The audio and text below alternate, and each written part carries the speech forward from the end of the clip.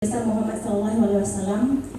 Terima kasih saya ucapkan kepada panitia penyelenggara atas kesediaan saya untuk memaparkan materi best practice saya.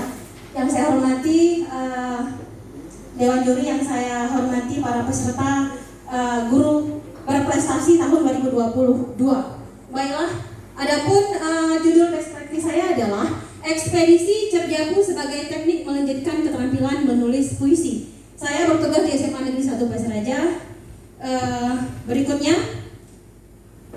yang menjadi latar belakang penelitian saya adalah sebelum penerapan teknik pembelajaran Cerdiaku ini, terlihat bahwa hasil belajar peserta didik di SMA Negeri 1 Pasir Raja, yang pertama motivasi belajar rendah, yang kedua aktivitas belajar kurang. Dalam artian di sini imbas dari penggunaan teknik pembelajaran kurang tepat yang dilakukan oleh pendidik atau guru.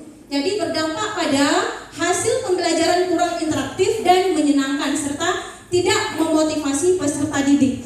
Jadi dari latar belakang inilah saya menghadirkan atau menciptakan inovasi baru teknik pembelajaran Cerdiaku berdasarkan materi bahasa Indonesia, khususnya di materi menulis puisi.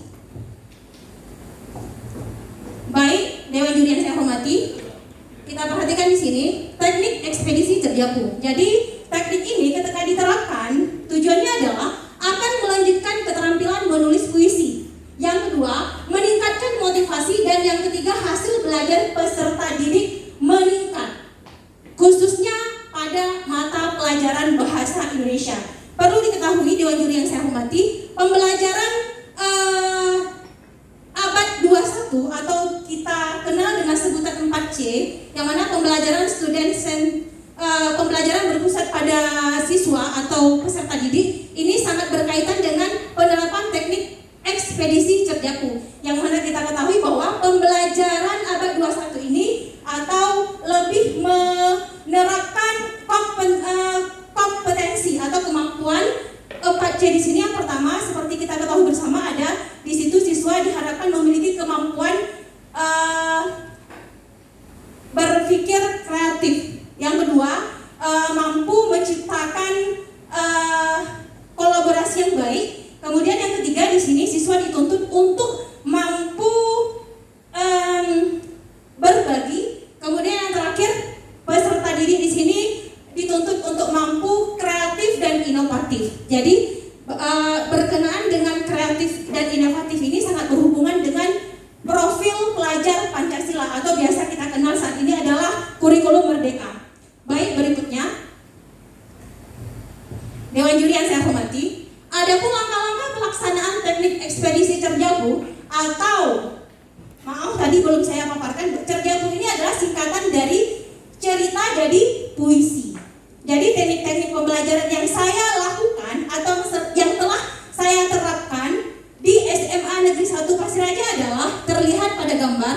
Yang pertama, saya mengarahkan peserta didik bahwa pembelajaran pada saat itu berkaitan dengan materi menulis puisi. Kita akan menggunakan teknik ekspedisi Cerdiaku. Yang kedua, terlihat pada gambar, langkah-langkah kedua yang saya lakukan adalah saya membagikan teks puisi hasil karya siswa SMA Negeri 1 Pasir Raja. Yang mana, saya ralat, saya membagikan teks cerpen, dalam artian tadi berimbas pada singkatan Cerdiaku, cerita jadi puisi.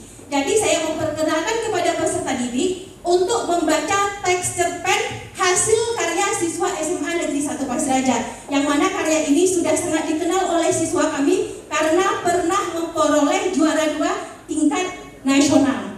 Yang mana cerpen ini memiliki tema ibu. Sengaja saya ambil tema ibu karena ketika siswa kami berimajinasi tentang sebuah objek, jadi objek itu untuk tahap awal kita ambil objek yang lebih dekat dengan peserta didik. Berikutnya, peserta didik pada gambar kedua membaca teks cerpen yang telah saya bagikan.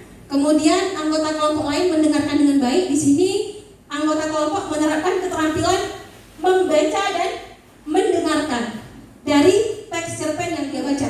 Berikutnya,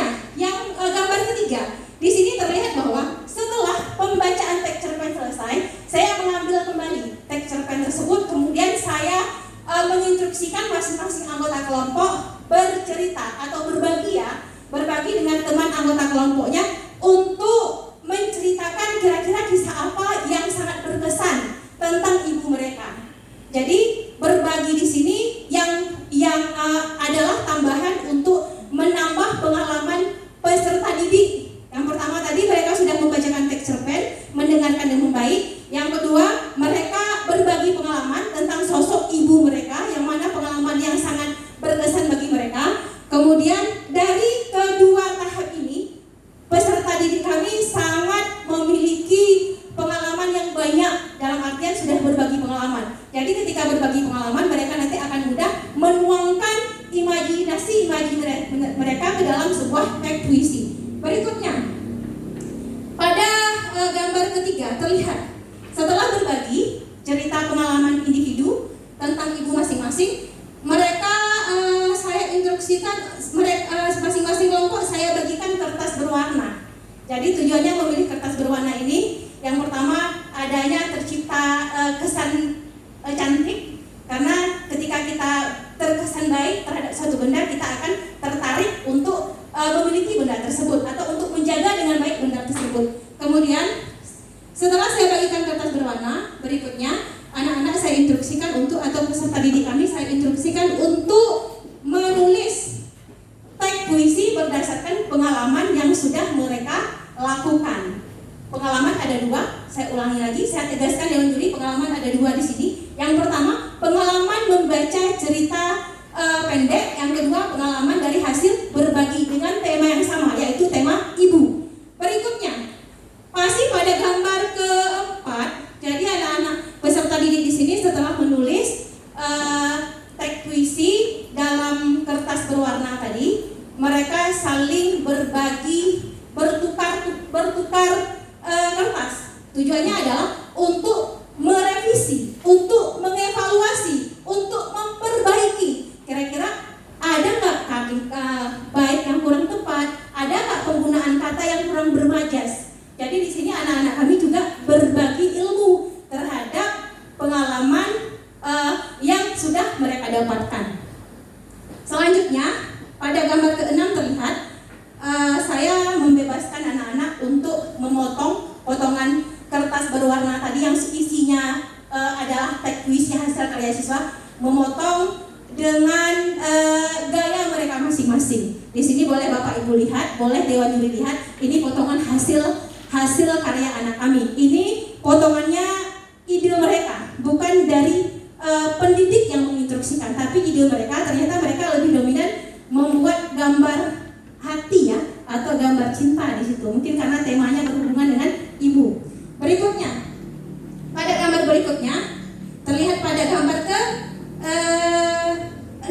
ke-7, maaf Dewan Juri yang saya hormati, ini pada gambar ke-7. Di sini karya siswa yang dari setiap anggota kelompok tadi digabung sehingga menjadi satu teks puisi utuh. Berikutnya pada gambar ke-8 kami saling menyemangati dalam artian foto bersama. Di sini memperlihatkan karya peserta didik masing-masing. Inilah langkah-langkah pelaksanaan teknik ekspedisi Cerdiaku yang saya lakukan di SMA Negeri 1 Pasiraja. Dewan Juri yang saya hormati, di sini terlihat hasil yang dicapai. Ada dua hasil yang dicapai dari penerapan teknik ekspedisi Cerdiaku. Yang pertama, terlihat pada grafik kondisi awal sebelum penerapan teknik ekspedisi Cerdiaku. Jadi hasilnya lebih rendah ya dari pada grafik yang sudah diterapkan. Kemudian pada grafik kedua bisa kita lihat setelah penerapan teknik ekspedisi Cerdiaku. Jadi terlihat sekali teknik ini sangat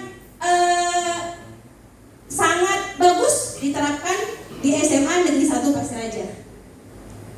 Baik, berikutnya kesimpulan. Kesimpulan dari best practice saya adalah teknik ekspedisi Cerdiaku sebagai salah satu strategi pembelajaran yang sangat sesuai untuk pengembangan kecakapan hidup abad 21. Seperti yang sudah saya paparkan di bagian latar belakang tadi. Berikutnya, teknik ekspedisi Cerdiaku memberikan motivasi peserta didik untuk berpartisipasi aktif serta memberikan ruang yang cukup bagi prakarsa, kreativitas, dan kemandirian peserta didik dalam pembelajaran. Demikianlah pemaparan best practice saya. Mohon maaf jika ada kesalahan ucapan. Terima kasih atas segala perhatian. Terima kasih saya ucapkan sekali lagi kepada Dewan Juri yang sudah memberikan kesempatan untuk saya dalam memaparkan best practice ini. Wabillahi taufiq wal hidayah. Wassalamualaikum warahmatullahi wabarakatuh. Salam.